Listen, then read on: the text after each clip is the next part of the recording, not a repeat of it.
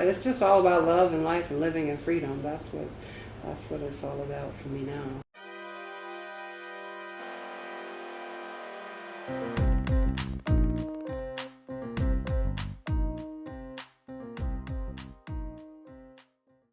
Welcome to the Rich Spinster Podcast. This is Alexis. I just want you all to stay hydrated. Listen, here in the Northeast, we are going to be experiencing a heat wave. Summer here in the Northeast is so interesting for me because I am originally from Florida, where it feels hot and humid and sticky 90% of the time, okay? Like I also don't understand like outside activities when it's hot like that. I am not a person who enjoys being outside in the blazing heat. We are just now this week are about to experience the full joys of summer. We are experiencing a heat wave in the Northeast this week, and they're talking about temperatures like 98 and 99. Let me tell y'all something. Y'all can have that. Okay, and y'all can have the 98s and the 99s, and it's supposed to be really hot like that for about a week. And I just don't want. I don't know how I'm going to deal with this. I don't know how I'm going to handle myself. Now, here's the thing. I don't have to be out in the elements, and I won't be out in the elements. I do have some place that I'm going on Saturday. It's a cookout. I cannot tell you the last time I have been to a cookout, especially on 4th of July. I don't even like celebrate the 4th of July, but I really don't celebrate it, not just a political stance, but I really don't celebrate it because it's hot. And 4th of July has everything that I don't like. I don't like the color red. I don't like heat, hot dogs, bugs, flies, all of that. And then you're supposed to do all of those activities while smiling and talking to people. I tend to not like to do things on holidays in general. So when people are having their Labor Day gatherings or their Easter celebrations, that is the time that I really like to stay home and stay in. And it just feels good when I do that. So this will be the first time in a long time that I'm going somewhere for the 4th of July. I know that it's going to be a good time, and I know that it's going to be with good people. Can we talk about this great American state fair? Yeah, not so great. Not so great. Apparently attendance has been piss poor. Energy has been piss poor. The food has been piss poor. The communication around it has been piss poor. So the entire event has been essentially a giant golden shower on the country. I don't know. Do you guys know anybody who's attended this? Even though I have lots of people in DC, I don't think anybody that I know actually will. Let me tell you all something that I really want to discuss this podcast. And it is something that I hadn't planned on discussing, but I saw it all over social media last week. And what y'all not gonna do ever is make me hate Oprah Winfrey. Absolutely not. Disliking Oprah, not appreciating Oprah, not valuing her and her contribution to not only American culture, but Black culture specifically has bothered me. This anti-Oprah talk has really bothered me. Now, listen, let's be clear. We don't know any of these people. I don't know Oprah. Oprah does not know me yet. So it is not as though that I am a person who is just standing for someone. The main backlash that I saw online, which was crazy, was that Oprah disclosed that when Whitney Houston performed at her studios, Whitney fell. Oprah deduced that Whitney was high. I also saw other accounts online where people said, yeah, I was there. It happened, right? One, I don't feel like Oprah would go on a show and just like make up something like that. But the main thing that irritated me is that I think she has the right to tell her story and to talk about the truths about things that happened while she was filming her show. And we cannot love people so much that we don't tell the truth about them. Hmm? We sometimes look at people in the public eye with such admiration and such reverence for their art, or perhaps something that they have done, something that they have achieved, that we are unwilling to look at or discuss the truth about them. And I do believe that she has a right to discuss anything that happened during her show. And I heard someone say online, like, oh, I feel that Oprah is out of touch with the Black community because there's certain people we don't play about. That irritated me. Comes off a little bit like the Negro Olympics, and like Black folks are always trying to qualify. If you do this, okay, you're in touch, you're really Black, or this, if you do this, you're not Black enough. It makes no sense. The Negro Olympics do not exist, but she's a successful, brilliant Black woman from Mississippi. Oprah was not born with money. And people were saying, well, I think she's been rich too long but she's really out of touch. No, she might be out of touch with you. There's still a lot of Black people, Black women specifically, who revere her, who respect her, who understand what groundbreaking television that she put forth when it was really difficult. That we understand the things that she had to face as a woman who doesn't look like the standard of beauty that they want on television. Oprah was there anyway. Yes, she has wealth, but that is not who she is. Who she is as complicated and stitched together as the rest of us. It's so easy to be online talking about everything that someone has said or done. Think about if people were recording every single conversation that you had. Think about all the missteps you have made in your life and apply that to other people. Give other people some grace. But what I'm not going to do is have y'all talking about Oprah Winfrey and me be silent about it. And then there's this idea that because someone has passed away, that you're not supposed to talk about them. Listen, now I think that that's bullshit all the way to the church house. I think that is, I don't understand why. Suddenly, when someone passes away, you're supposed to speak glowingly of them.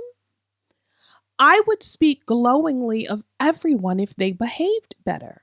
So if someone has passed away, I still have the right to tell my story, not discussing things that are so obvious, like Whitney Houston's drug use, or not discussing another family secret that you have to swallow every Thanksgiving.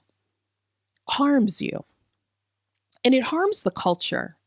It tells us that how we present is more important than the truth. And I believe that there is nothing more important than the truth. Nothing. Y'all gonna have to get off Miss Oprah Gail Winfrey, 72 years old, an icon in media. Y'all gonna put some respect on Oprah Gail Winfrey's name.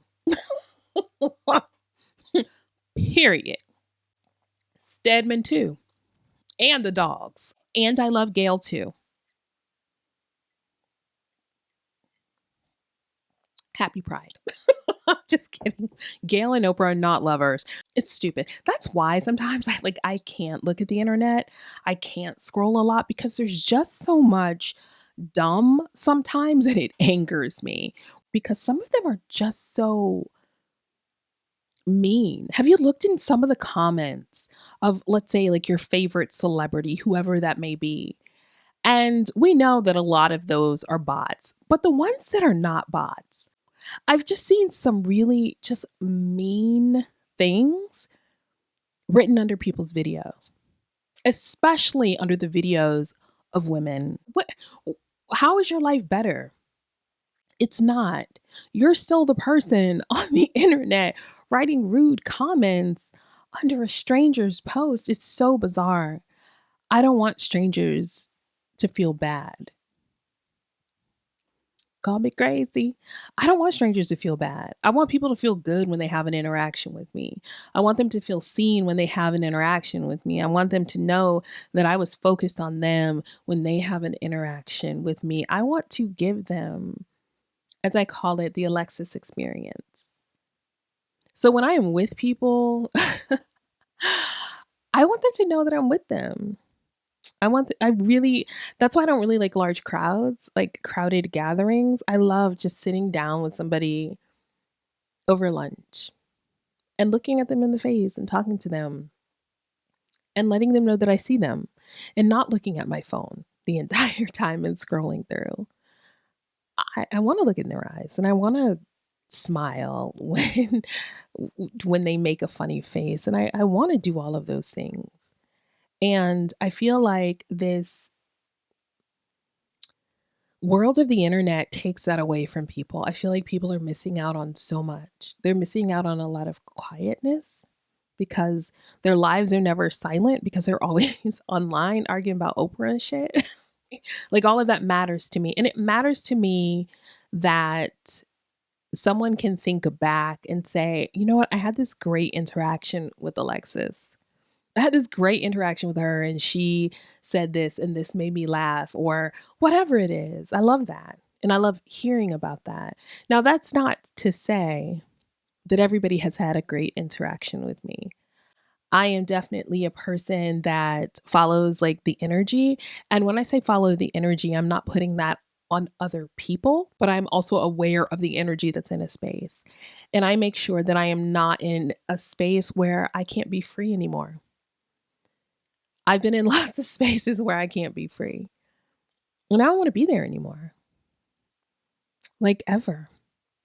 I've been in spaces, even workspaces that have been hostile, where I've had to play games, where I've had to talk and be friendly with people that aren't good people just to get my job done. And I don't want to do that anymore. Life is too short. And for the rest of my life, I want it to be about love and experiences and pleasures and real connections. And I've been not lucky, I've been blessed. I've been blessed in my life to have a lot of love and a lot of good times and a lot of appreciation. And where I have failed has been times when I haven't focused on that. Like the person who really does not matter to you in your life at all says something crazy or does something wild, maybe at work, and you spend 3 days 3 days thinking about it and talking about it and like, you know what I should have said to that motherfucker when he said this? I should have said this. And that way I wouldn't be thinking about this shit at 3 a.m. and eating ice cream. But that's not how it goes sometimes, right? And sometimes we have to stop ourselves in the tracks. So I guess I'm saying all of this to say that sometimes we do have to stop ourselves. And so like maybe if you're listening to this and you are tempted to go online and write something really mean to someone or to say something nasty about Oprah Winfrey, that you'll rethink it because it's not making your life better, but it's also not making you better. Have you all seen the updates about Nancy Guthrie that in one of the initial letters, someone sent the note and it said, "Hello, Savannah, we have your mother." Leave Savannah alone. Give these people some peace and tell them where Miss Nancy is. I can't deal with this. It's like every week. I was complaining last week because there wasn't enough coverage. They just pulled me in to this story about Miss Nancy and then suddenly people went on with their lives. Meanwhile, I'm checking the internet every day saying, where the fuck is she? Then they said she was buried somewhere in Mexico. Now someone sent a letter saying, no, she's not buried in Mexico. But I tell you what, we have a phone with a recording of the people who kidnapped her. We also have their names and ages. Like what? And yeah, you can have it all just for one Bitcoin.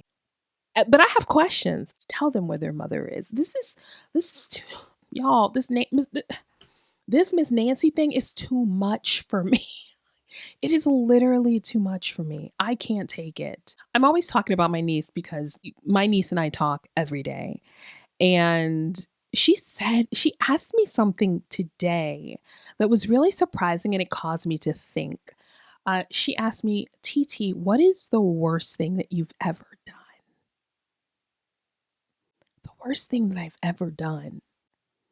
And then I thought about it and I told her, I said, I once loved someone and that person hurt me.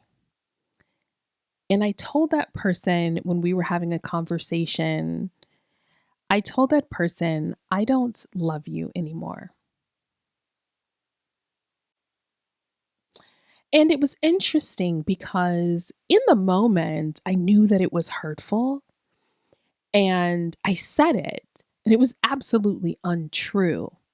I think what I should have said was, I don't love you in the same way anymore. But I didn't say that. I said, I don't love you anymore because I have a flair for the dramatics and I like a period on things. I said that, and I've never said that to someone before. And here I am thinking my niece is going to support me in this like deep reflection. And she's like, TT, that was awful. I was like, what? She's like, that was awful. I mean, listen, it is what it is. It was what it was. And I'm not apologizing, but I'm just saying, I think that's like the one thing that I've done that I've regretted because I am such a person who is committed to words and like saying things that I believe and mean. That's what I said. And I felt very judged by my niece. I felt very judged by her. Here's the thing, I'm a person, like, I really focus on the words that people say. I focus on what you say and how you say it, and also what you don't say. I think there are full conversations that happen there. But yeah, that was like the one of the times in my life that I was just like, oh, that was bad. And even though in that moment, maybe I felt like that person deserved harshness for me, or that person deserved to know how disappointed I was and really how angry I was because I do love you and you can't receive it. You can't value it in the way that you should. And I guess looking back on it, I probably should have said thank you for this because this is teaching me a lot about where I want to invest, where I want to invest my time and my efforts and my love. And so I learned a lot from that, but I do understand that that was probably a really mean thing to say. Well, and it wasn't necessarily a mean thing to say. I'm quite okay with saying mean things, but I don't think that we should say things that we don't mean because we're hurt. So basically, my niece made me feel very judged today. Extremely judged today. You guys, I was scrolling on Instagram though. Some good things can come from scrolling. I was scrolling on Instagram and I found this song by Nick Hustle, something like that. It's called I Ain't Worried About Shit Today. I heard this song. And when I tell you it lit up my life, I heard that song and I'm like, this is my theme song. And I loved it so much that I did like a little Instagram reel where I'm lip syncing the song. And I promise you, I'm listening to this song every day, every morning. I ain't worried about shit today. The song says, I ain't worried about a goddamn thing. No stress. No fucking stress. I feel blessed. I feel blessed as a motherfucker. When I tell you that brought me joy, oh my gosh. I love when I find just little things like that. And it's like a little diamond in the sand that you find. And now I got a whole song to include in my hour of power. Oh, so when I did the little video that I ain't worried about shit today, I found there's a story. Okay, so I went to the black hair care store and I saw these pink rollers that mama used to wear every night when I was a young kid. Yeah, mama wore these pink rollers. And it just reminds me of like the 80s. These pink rollers she put in her hair. And I used to wonder, like, how can she sleep in these? Oh my God, they're so hard. When I saw them at the hair store, I smiled and I decided I'm going to get some rollers. I'm going to put rollers in my hair. But then I looked and they had green ones. And you all know I am a lover of green. And so I said, oh my God, if I get these green rollers, I have to wear them as like an accessory because these are the things that I do. And I was like, I have my fabulous green sequins robe and I have this fabulous mid-century modern green and gold glass. And I could just see myself on the porch enjoying the afternoon that way. Yes, these are the kinds of things I do at home. I absolutely do these things at home. And so that's what I did. I purchased the rollers. I rolled my hair. I put on my robe. I got a drink and I sat outside on the porch and it was heavenly. And that is when I found that song. And it was just perfect. It was perfect. I'm not even giving a report on Trump this week because what is there to report? You know what I mean? What is there to report? I only have a question for Donald Trump. And my question is, don't you ever get tired of being a punk ass bitch? I don't even maybe have a question for Donald Trump. It's for everybody around him. All of the people in the administration that are supporting all of this bullshit that they know is harming the country. I want to know, doesn't your throat hurt yet? Does your throat hurt? Your tonsils have to hurt.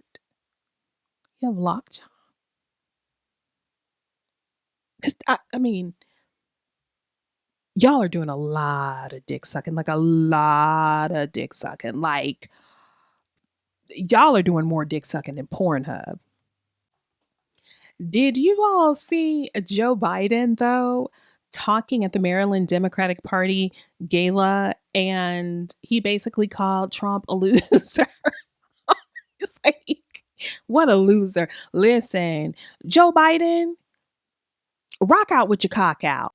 Joe Biden is 83 years old. Say whatever the fuck you want to say, Joe Biden. This man has survived such tragedy in his life, losing children, losing his wife, all of that. In the Senate, he served his country in the White House.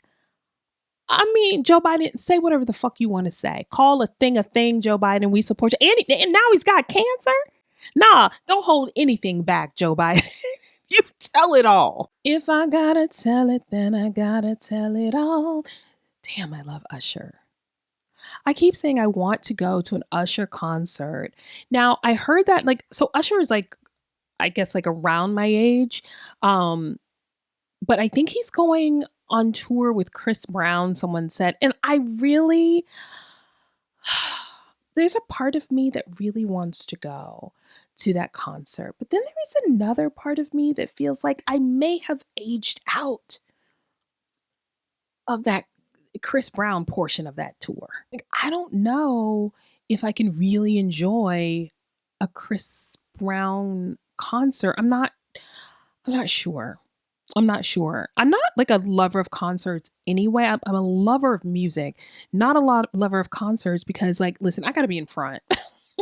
I got to be in front because I don't want to be just like surrounded by people. I also want to be dropped off at the door and picked up there. Like, a concert's just like not a great time for me most times. And like, I want to like them and I want to enjoy it. That's just kind of like the movie theaters, right? It's like the idea of going to a movie. Like, I want to see the film, but I know once I get in there, other people are going to be in there. And the bitch is going to start chewing popcorn and nachos and slurping on soda. And then I'm going to be fixated on that the entire movie and not going to enjoy it. Not a fucking thing about it. Not a fucking thing about a movie do I enjoy. Because other people are there ruining my experience. I much rather watch a film at home. You all, I really do have to take my ass to the Obama Center. I want to go so bad to the presidential library. I'm going to wait until the fall, though, because a mad rush. Everyone's going this summer. There's already been like 10,000 people there. I've seen the videos and the energy from it, and I absolutely love it. I will make sure that I make a special trip to Chicago to see it. I have to. I am officially just like obsessed with Barack and Michelle Obama. That's true.